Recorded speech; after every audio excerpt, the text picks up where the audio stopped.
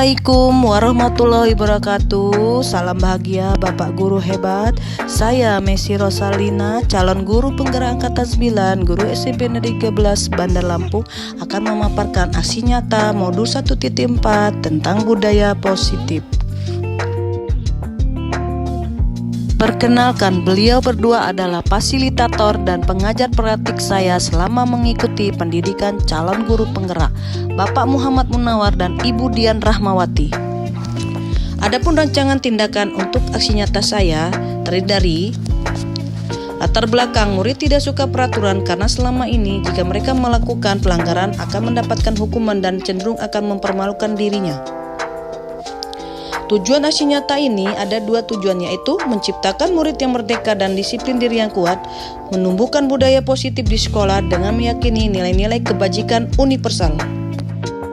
Terbentuknya keyakinan kelas melalui kegiatan kesepakatan kelas yang dilakukan wali kelas dan siswa mampu menerapkan dan menjalankan keyakinan kelas yang telah dibuat. Langkah-langkah tindakan yang akan dilakukan: 1. Menghadap kepala sekolah untuk menjelaskan pentingnya penanaman budaya positif dan keyakinan kelas di sekolah, serta meminta izin untuk pengimbasan bersama rekan guru. 2. Mengumpulkan rekan guru untuk melakukan pengimbasan pemahaman materi budaya positif. 3. Berkoordinasi dan berkolaborasi dengan wali kelas untuk membuat keyakinan kelas. 4. Memantau, merefleksi, dan mengevaluasi keyakinan kelas yang telah dibuat. Dukungan yang dibutuhkan: dukungan dari kepala sekolah, rekan guru, serta murid agar tindakan yang telah disusun dapat dilakukan secara lancar dan menyeluruh. Sarana prasarana untuk menumbuhkan budaya positif di sekolah: orang tua dalam melakukan budaya positif di rumah. Kegiatan aksi nyata modul 1.4 penerapan budaya positif ada 2. Membuat keyakinan kelas. 2. Pengimbasan kepada rekan sejawat. Penerapan budaya positif yang saya lakukan: yang pertama, membuat keyakinan kelas pada kelas saya. Pun proses pembuatan keyakinan kelas ada 4 tahapan. Yang pertama, merumuskan keyakinan kelas. 2. Peraturan menjadi keyakinan kelas. 3. Penandatangan keyakinan kelas. 4. Penempelan keyakinan kelas.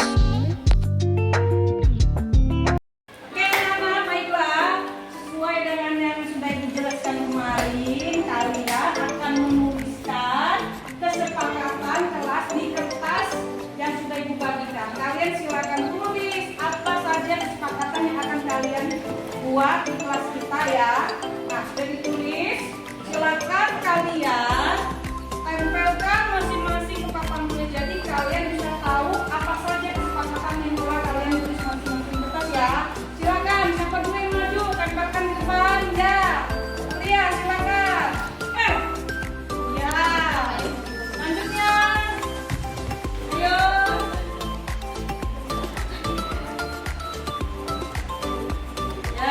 Di mana saja ya kalian tempelkan di sini. Ini adalah kesepakatan yang kalian buat. Nanti akan menjadi catatan kelasnya. Duduk yang selanjutnya ya, tempel. Ya, selanjutnya siapa? Ayo. Ya.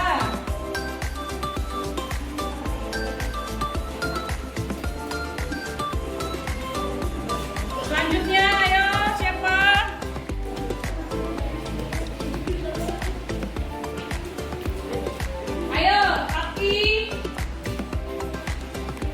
Andika, silakan tempel di papan tulis. Iya. Ayo.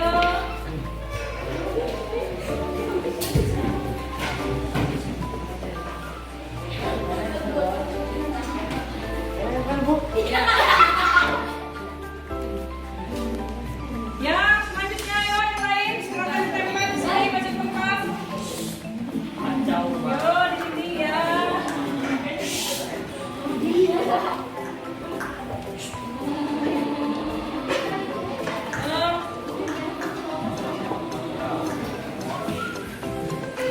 Ya, satu lagi.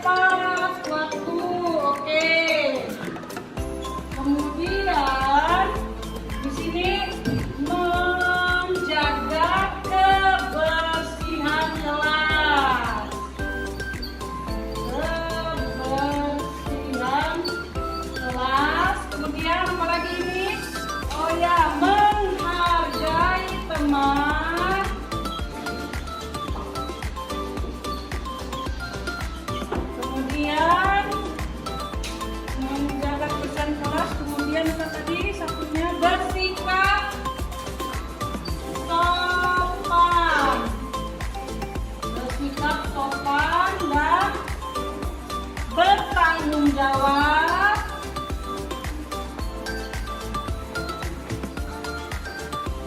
Jawab dalam setiap tugas.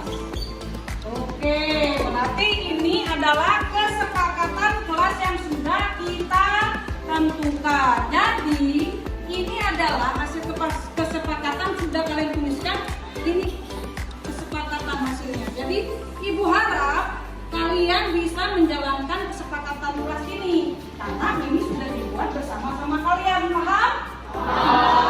Sudah dituliskan, kalian bisa menjalankannya?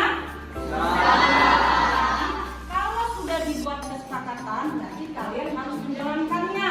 Dimanapun, siapapun gurunya. Paham? Setuju ya? Baik, terima kasih anak-anak ya.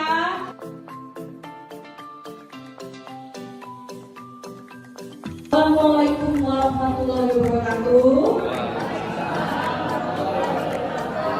Selamat pagi Bapak Ibu. Salam sejahtera untuk kita semua. Tapi pun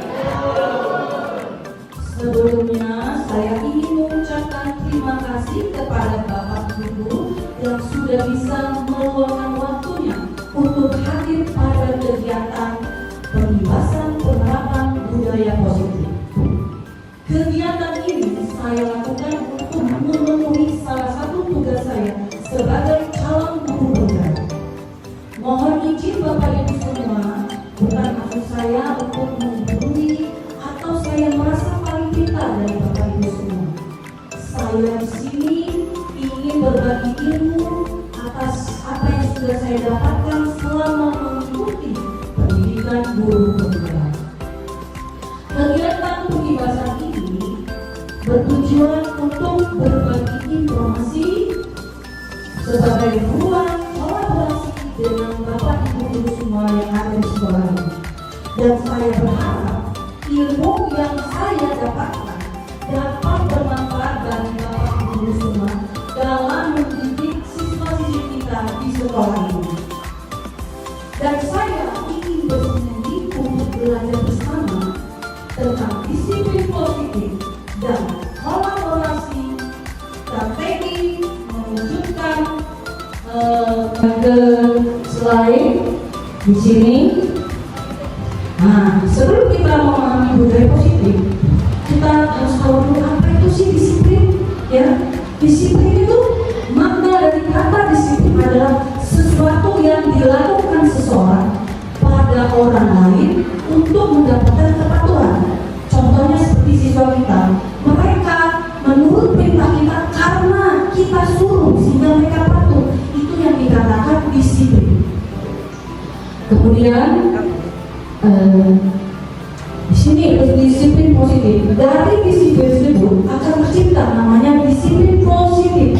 Positif itu adalah pendekatan untuk mendidik murid yang bertujuan untuk membentuk kontrol diri dan meningkatkan kepercayaan diri sehingga mereka bisa berperilaku dan berpedoman kepada nilai-nilai kebajikan universal, yaitu sifat positif manusia merupakan tujuan mulia yang ingin dicapai oleh setiap individu terlepas dari suku bangsa, bahasa, agama maupun latar belakang. Nah, di sini disiplin positif itu akan tercipta yang dilakukan murid, maka akan tercipta budaya positif tersebut. Jadi jika murid sudah memahami disiplin positif itu apa, maka budaya positif di sekolah kita akan terwujud. Ya Bapak Ibu ya. Oke, di sini. Nah, setelah kita memahami arti kata disiplin positif, maka kita fokus kepada budaya positif. Apa itu sih budaya positif? Nah, budaya positif merupakan nilai-nilai, keyakinan dan kebiasaan di sekolah yang berpihak pada murid agar murid dapat berkembang menjadi pribadi yang kritis, bermuamalah dan bertanggung jawab. Nah, disinilah konsep budaya positif itu harus kita tanamkan kepada setiap murid kita ya yang ada di sekolah. Jadi tugas kita sebagai guru menciptakan budaya positif ya, baik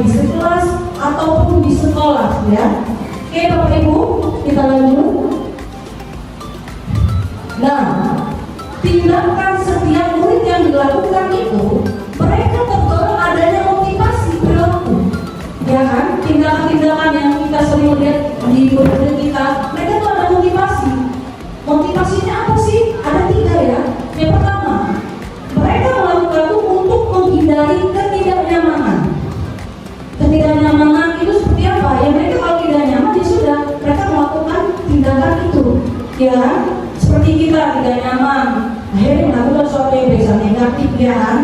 Dengan contohnya dengan berteman sama guru, kita tidak nyaman di posisi tersebut, akhirnya melakukan berkelompok dengan yang cocok dengan kita. Ya, kemudian motivasi berlaku yang kedua untuk mendapatkan imbalan dan penghargaan dari orang lain. Nah ini biasanya murid itu termotivasi karena adanya impian, adanya penghargaan. Contoh misalnya, kalau kamu mau nilai bagus, kamu harus melakukan apa yang ibu berikan.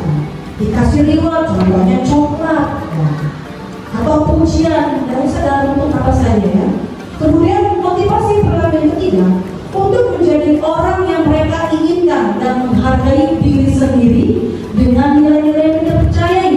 Contohnya, mereka ingin misalnya menjadi seorang siswa yang berprestasi diakui oleh wali kelasnya. Mereka melakukan sesuatu yang menurut mereka itu ingin diakui dan dihargai. Itulah makanya ada motivasi yang membentuk mereka.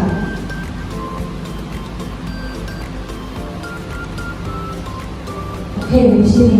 Nah, dari tindakan-tindakan yang dilakukan oleh semua siswa yang atas didasari motivasi tersebut, maka akan dikategorikan 2 konsep disiplin. 2 konsep disiplin itu ada 2. Yang pertama, konsep disiplin identitas gagal, dan 2 konsep disiplin identitas sukses. Apa sih itu konsep disiplin identitas gagal? Itu bisa berupa hukuman Bapak Ibu dan berupa penghargaan. Jadi jangan salah, siswa yang diberi penghargaan itu bisa dikatakan disiplinnya gagal. Kita berpikir dengan memberikan hukuman disiplin itu berjalan, tidak. Nah, apa sih itu hukuman? Di sini itu hukuman adalah bentuk pengendalian, ya, pengendalian perilaku seseorang yang bersifat memaksa dan menyakitinya. Nah, mungkin Bapak Ibu sekalian ini pernah melakukannya kan, supaya anak disiplin diberi hukuman, iya tidak? Iya. Contohnya, misalnya jika di dalam kelas ada siswa yang tidur, supaya anak itu disiplin, pasti Bapak Ibu memberikan hukuman kan? Nah, supaya tapi hukuman itu biasanya tidak sesuai dengan tindakannya. Contohnya, misalnya anak tidak mengerjakan tugas, diberi hukuman karena gurunya marah. Kamu tidak mengerjakan tugas, diberi hukuman lari ke lapangan. Itu salah. Itulah yang dikatakan hukuman. Apakah dengan memberikan hukuman akan membawa penjara? Tentu tidak, karena mereka hanya karena takut diberi hukuman karena patuh. Nah, kemudian tindakan penghargaan. Penghargaan itu kita pikir dengan memberikan penghargaan anak akan disiplin, ya bukan? Iya, karena misalnya seperti contoh, kalau kamu rajin belajar, kalian akan diberikan hadiah dari ibu. Nah, mereka merasa mau melakukan disiplin karena penghargaan.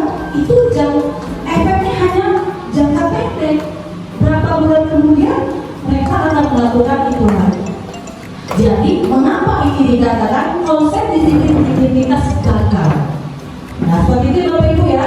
Kemudian, konsep disiplin identitas sukses itu ada 2 tindakan, konsekuensi dan restitusi. Apa sih itu konsekuensi? Nah, konsekuensi itu bentuk pengendalian perilaku seseorang yang membutuhkan proses stimulus respon. Contohnya, misalnya anak yang tidak mengerjakan tugas, bukan diberi hukuman tapi konsekuensi atas perbuatannya. Jadi anak yang diberikan konsekuensi tidak mengerjakan tugas seperti diberi tugas tambahan, kerjakan tugas itu sekarang sehingga waktunya ditambah dari teman-teman yang lain, bukan disuruh lari ke lapangan. Nah, itu bentuk namanya konsekuensi. Beda hukuman dan konsekuensi. Jadi mohon dipahami beda hukuman dan konsekuensi. Maka mengapa konsekuensi itu dikatakan disiplin, identitas yang sukses. Anak-anak diberikan konsekuensi atas perbuatan mereka tidak mengerjakan tugas pada hari itu, dikerjakan hari itu dengan tambahan waktu. Beda dengan hukuman ya Bapak Ibu ya.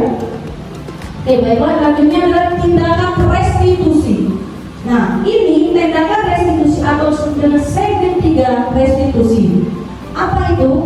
Artinya adalah proses menciptakan kondisi, ya, kondisi bagi murid untuk memperbaiki kesalahan sehingga mereka bisa kembali pada kelompoknya dengan karakter yang kuat. Nah, disinilah restitusi itu bisa dipakai dalam menyelesaikan masalah-masalah yang dihadapi oleh murid. Ya. Oke, sekarang saya ingin tanya, kenapa sih siswa-siswa kadang sering membuat masalah? Ayo, menurut Bapak Ibu kenapa karena suka membuat sering masalah? Apalagi kan di sekolah ini sudah banyak ya kejadian anak-anak melakukan kesalahan, membuat guru akhirnya kesal. Kira-kira apa? Ada yang bisa turun tangan? Kenapa Bapak Ibu? Pernah mengalami kan ketemu siswa yang sering bermasalah? Iya, setiap guru pasti pernah merasakan siswa itu bermasalah, terutama wali kelas sering benar ya bertemu dengan masalah. Oke, Bapak Ibu, kenapa sih siswa kadang sering membuat masalah? Oke ya, di sini. Nah, mereka melakukan tindakan-tindakan itu mungkin saja atau bisa saja kebutuhan dasar mereka tidak terpenuhi, sehingga mereka mencari cara bagaimana sih kebutuhan dasar mereka terpenuhi. Apa itu kebutuhan dasarnya? Ya, yang pertama di sini bertahan hidup. Seperti apa contohnya? Makan, iya, berpakaian, minum, istirahat yang cukup. Nah, makanya banyak anak murid yang suka tidur di kelas itu kebutuhan dasarnya mereka tidak tercukupi, istirahatnya kurang. Nah, itu artinya bertahan hidup, kebutuhan bertahan hidupnya tidak tercukupi. Kemudian kebutuhan dasar yang kedua, kasih sayang dan rasa diterima. Contohnya apa? Ya jelas, dicintai, diberi kasih sayang, ya kan? Oleh siapa? Oleh orang lain, orang tua, teman. Nah, mungkin dengan tidak terpenuhnya kebutuhan rasa disayang dan rasa diterima, itulah menyebabkan anak melakukan tindakan yang salah. Kemudian kebutuhan yang ketiga, penguasaan. Ya, penguasaan di sini mereka itu ingin tampil menjadi yang terbaik. Jadi mereka melakukan suatu tindakan. Ya, oke. Dan selanjutnya kebutuhan kebebasan. Seperti apa kebebasan? Mungkin siswa ini ingin menentukan pilihannya sendiri.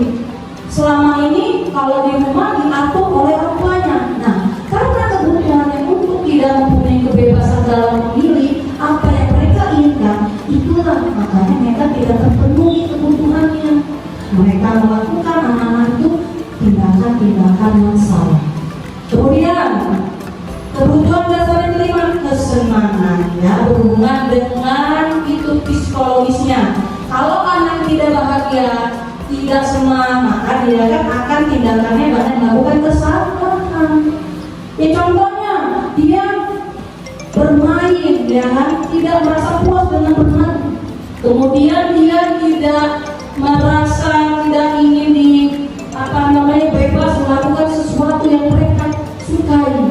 Nah, dengan kebutuhan dasar yang tidak terpenuhi itu, maka para siswa banyak melakukan tindakan-tindakan yang salah. Paham ya Bapak Ibu sampai sini? Oke, kita lanjut.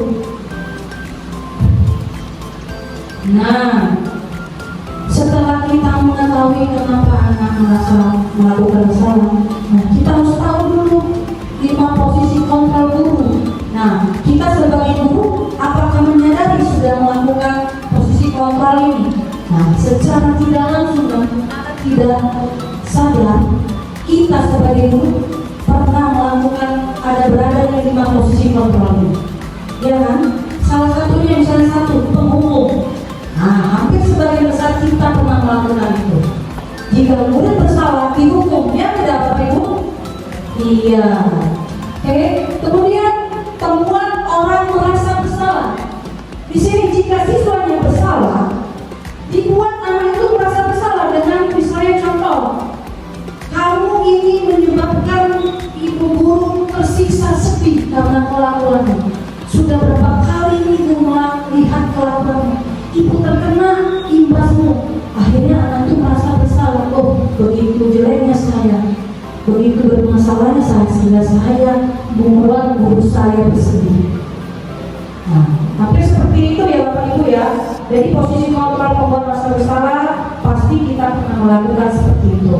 Oke, yang ketiga, posisi kontrol sebagai teman. Nah, ini juga semua guru pernah melakukan. Ada yang mungkin tipe gurunya bisa mengayomi, mengajak sebagai teman dalam menyelesaikan masalah. Ya kan? Oke.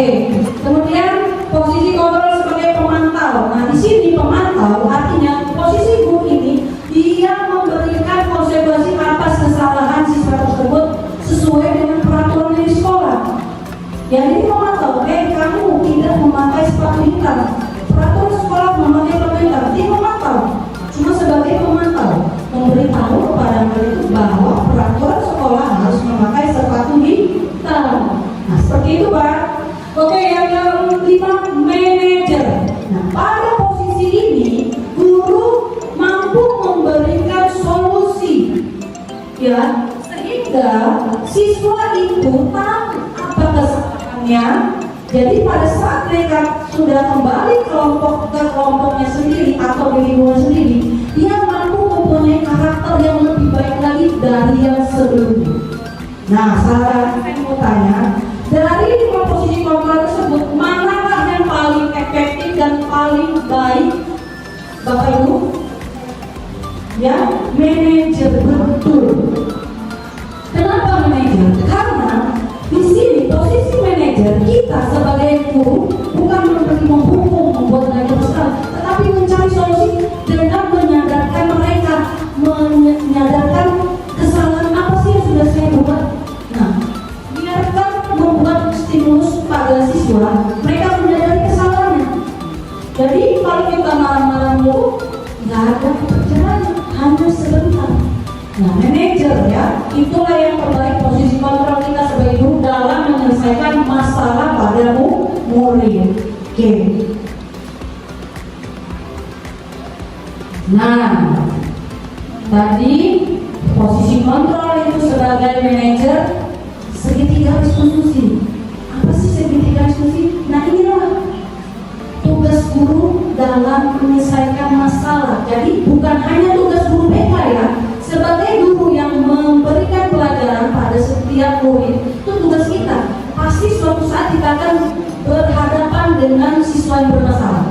Ya, nah bagaimana kita menyelesaikan masalah? Kita menggunakan segitiga restitusi. Nah, apa itu segitiga restitusi? Di sini ada 3 tahapan Bapak Ibu ya. Yang pertama, menstabilkan identitas. Jadi kita bertanya apa artinya karakter anak itu, penyebabnya apa, mengapa, seperti itu ya Bapak Ibu ya. Kemudian tahapan yang kedua, validasi tindakan yang salah. Kita bertanya tindakan yang salah mereka itu, biar mereka yang mengeluarkannya, mengutarakan tindakan salah yang mereka lakukan. Kemudian tahapan ketiga adalah menanyakan keyakinan. Nah, keyakinan itu artinya dibuat oleh masing-masing guru atau pihak guru itu membuat keyakinan luas yang setelah disepakati oleh guru dan murid. Jadi keyakinan kelas ini adalah poin terpenting Bapak Ibu ya. Oke. Nah, di sini saya punya contoh kasus ya. Bagaimana sih saya menyelesaikannya dengan menggunakan segitiga restitusi? Mohon Bapak Ibu nonton dulu. Di situ sudah saya paparkan langkah-langkahnya dengan menggunakan segitiga restitusi.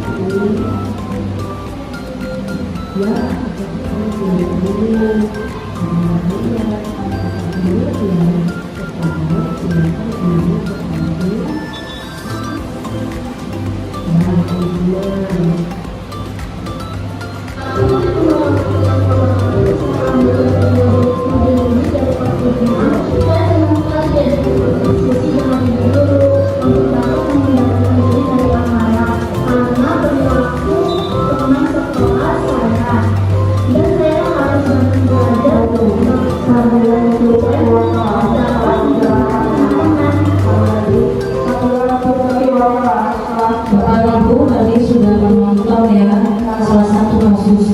Itu kasusnya apa ya? Itu kasusnya anak itu dia marah ya terhadap temannya, dia sering mencontek tugasnya. Nah, di situ anak itu terlihat kan dia emosi, tidak bisa mengontrol emosinya sehingga dia menggebrak meja. Nah, apa yang saya lakukan itu adalah menggunakan segitiga restitusi dengan 3 tahapan tadi. Ya, yang pertama adalah menstabilkan identitas. Sebelumnya saya tanyakan ya, kenapa kamu melakukan itu ya kan? Awal mulanya apa? Diceritakan sama dia. Biarkan dia menceritakan awal mula terjadinya permasalahan. Kemudian setelah dia tahu, biarkan dia untuk menyadari kesalahan dia, ya kan? Dengan cara kita memvalidasi tindakan dia yang salah. Nah, biarkan anak itu mengeluarkan tindakan salah saya apa. Di situ tugas kita memvalidasi tindakan yang salah, ya. Kemudian setelah kita tahu tindakan yang salah itu tadi, saya melakukan adanya menanyakan keyakinan kelas itu apa. Nah, pada saat itu saya sudah melakukan keyakinan kelas. Jadi kelas saya yang saya bimbing itu ada kesepakatan kelas yang dibuat oleh semua murid, kemudian disepakati menjadi satu, menjadi keyakinan kelas yang dipegang oleh setiap murid dan harus dilaksanakan. Karena itu sudah dibuat karena berdasarkan pendapat semua siswa ya. Jadi mereka tahu kesalahan mereka itu apa.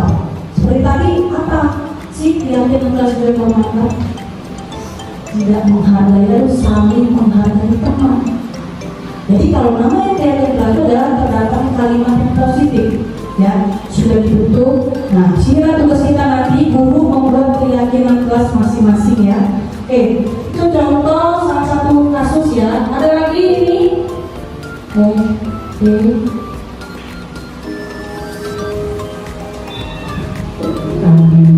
Ibu mendengar orang yang kamu mengingatkan selamat ya? Iya. Menurut ingatan kamu, sudah berapa kali kamu datang sholat? 5 kali. Sering selamat itu suatu kesalahan kan? Iya.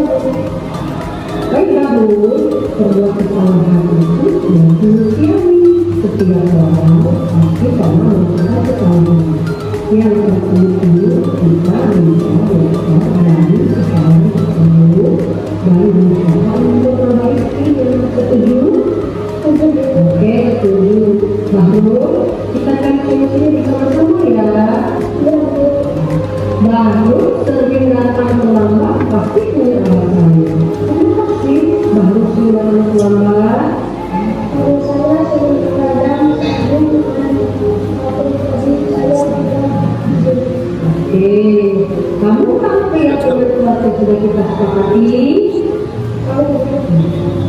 kalau datang telat menggunakan segitiga restitusi tadi ya, dengan 3 tahap tadi.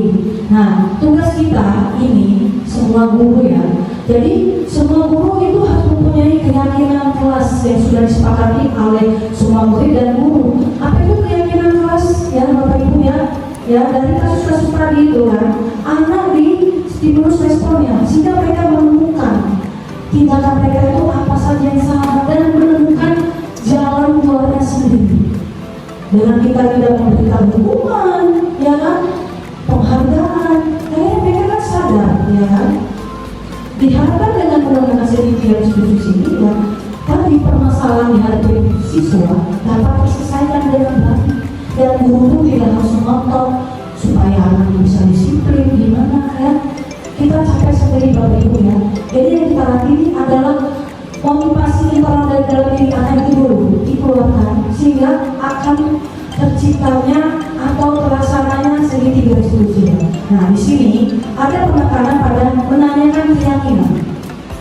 Keyakinan kelas ini dimasukkan adalah diterapkan sebagai salah satu cara dalam membangun budaya positif. Budaya positif ya. Keyakinan kelas harus berpihak pada murid dan dirumuskan bersama murid untuk membangun kemandirian mereka. Guru hanya sebagai fasilitator dalam hal ini. Keyakinan kelas dibuat secara universal yang mencakup berbagai aspek kesepakatan atau aturan yang sudah berlaku di dalam kelas tersebut. Jadi mungkin Bapak Ibu sudah ada yang membuat keyakinan kelas, tetapi mungkin ingin direvisi atau berbalik lagi, atau yang belum melakukan atau membuat keyakinan kelas, ya mulai sekarang kita sudah membuat keyakinan kelas untuk diri kita sendiri terhadap siswa. Jadi pada saat murid itu melakukan kesalahan, mereka sudah tahu apa yang harus mereka lakukan ya. Oke. Nah, sampai sini Bapak Ibu paham apa yang saya maksudkan tentang bagaimana sih mengharapkan budaya positif? Ada bagaimana? Nah, ya, jadi bagaimana menyelesaikan masalah terhadap murid kita menggunakan apa? Iya, hal yang paling baik adalah menggunakan segitiga restitusi. Nah, posisi kontrol guru itu untuk sebagai manajer. Kalau kita posisi sebagai manajer, maka kita harus menggunakan segitiga restitusi tadi. Kalau kita menggunakan sebagai guru, iya anaknya nurut sekarang. Besok-besok sama guru yang lain tidak nurut. Tidak Bapak Ibu. Iya. Yang ditakutinnya, yang suka memberi hukuman, dia nurut, tapi kalau sama guru lain tidak. Itulah posisi kontrol yang terbaik adalah sebagai manajer. Ya, mencari solusi. Mereka menemukan sendiri tindakan mereka yang salah.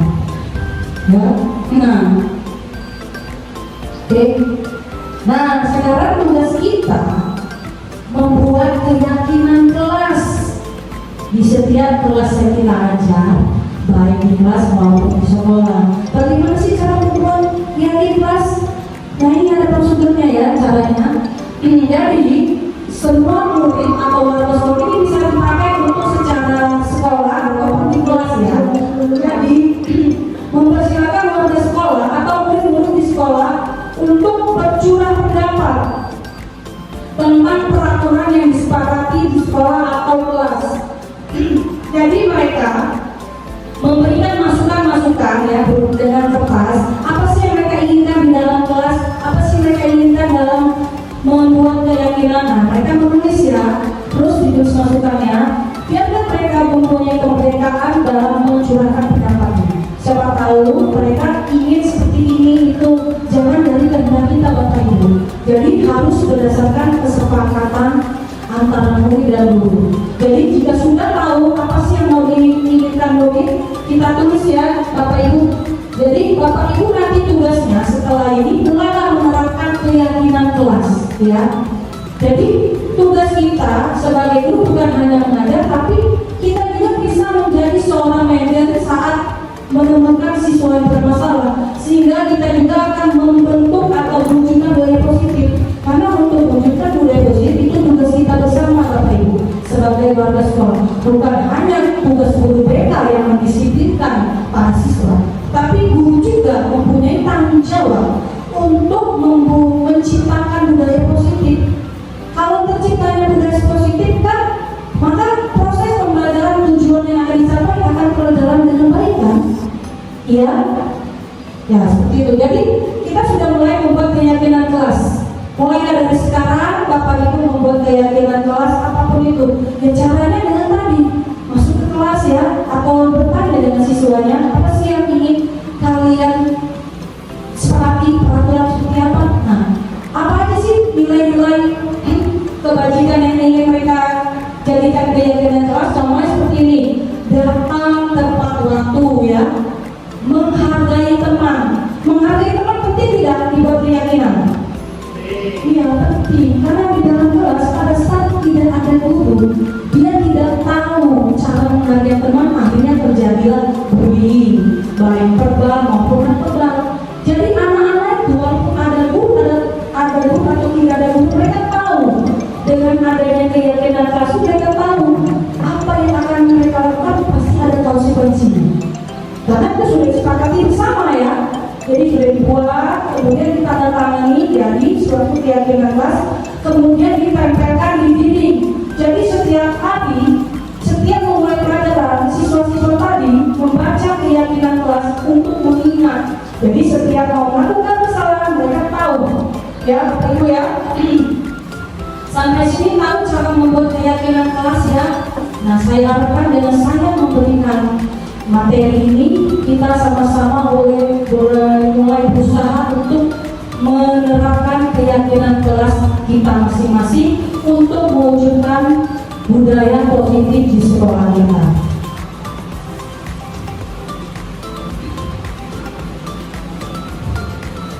Nah, setelah melakukan budaya positif ini, rencananya pelaksanaan dari masa datang berharap penyusunan kebiasaan kegiatan kelas sebagai budaya positif diharapkan dapat direalisasikan ya Bapak Ibu dalam kehidupan secara konsisten. Ya, mungkin ada beberapa Bapak Ibu sudah melakukan kegiatan, makanya dengan saya memberikan penjelasan tentang penerapan budaya positif, semoga semakin banyak juga guru-guru yang mulai menerapkan keyakinan kelas supaya terwujudnya budaya positif dan segera direalisasikan di Bapak Ibu ya. Kemudian rencana pelaksanaan budaya positif di masa depan bertujuan untuk berkolaborasi ya, membantu dalam proses pembentukan keyakinan yang dilakukan oleh kelasnya. Jadi sesama guru bisa saling membantu berkolaborasi membuat keyakinan kelas ya Bapak Ibu, sehingga dengan adanya keyakinan kelas mudah-mudahan budaya positif di sekolah kita bisa terwujud ya. Para siswa kita bisa menyadari tindakan-tindakan yang tidak boleh dilakukan dan harus dipatuhi ya Bapak Ibu ya. Oke, refleksi kegiatan penerapan budaya positif melalui keyakinan kelas. Dengan melakukan refleksi terhadap kegiatan yang sudah dilakukan dengan tujuan untuk memperbaiki kekurangan terhadap proses ya yang sudah dilakukan agar mendapatkan hasil yang lebih baik lagi dan sesuai dengan harapan yang dicapai ya Bapak Ibu ya. Jadi pada kegiatan pembahasan penerapan budaya positif ini, saya berharap ilmu yang sudah saya sampaikan bisa Bapak Ibu terima atau bisa langsung direalisasikan sehingga bisa terwujudnya budaya positif di sekolah kita ini, sehingga mencegah terjadinya tindakan bullying ya yang sedang marak di semua sekolah. Jadi berharap dengan anak mengetahui keyakinan kelas yang sudah disepakati, insya Allah anak-anak bisa melakukan disiplin positif dan terwujudnya budaya positif. Oke Bapak Ibu, sampai sini materi yang bisa saya sampaikan.